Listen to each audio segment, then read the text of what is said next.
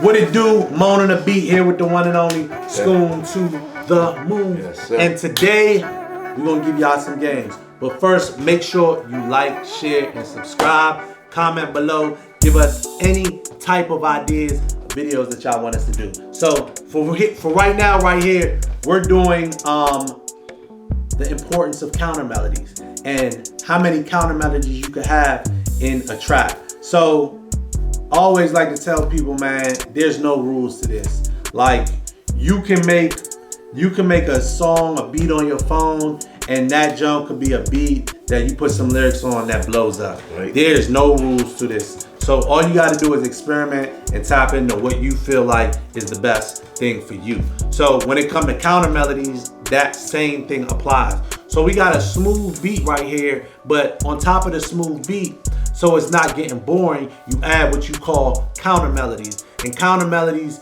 keep your music and keep the progression of your music, the beats, anything in your music, and keep it interesting. So like when you got a band, the reason why you got all these parts of the band, because when they're playing live, it keeps the music interesting.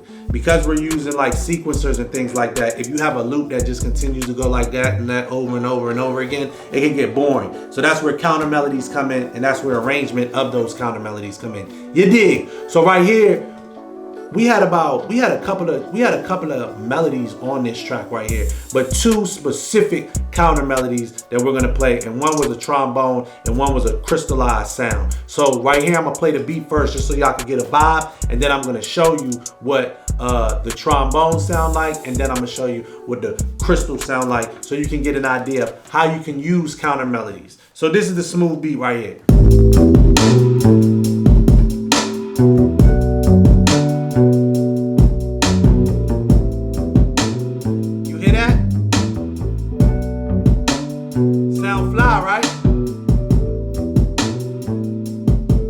Now we need a trombone on here. Trombone in. We're gonna put a bum bum bum bum. Right here, it's going up. Right here. Put a bum bum bum bum. Put a bum bum bum bum. Put a bum bum bum bum. I got it. I hear you.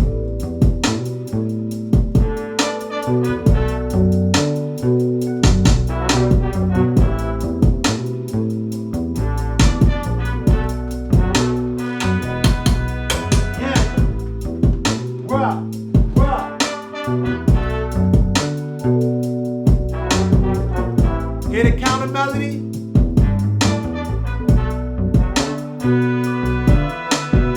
Out.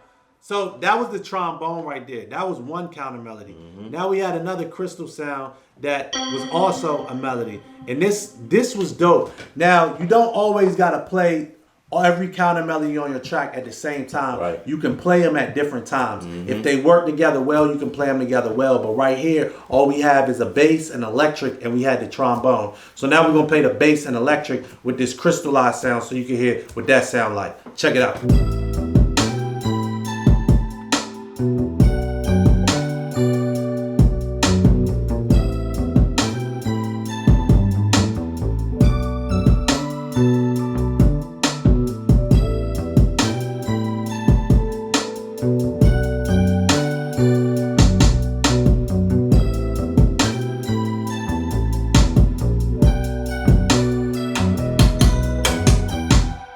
So that was another counter melody.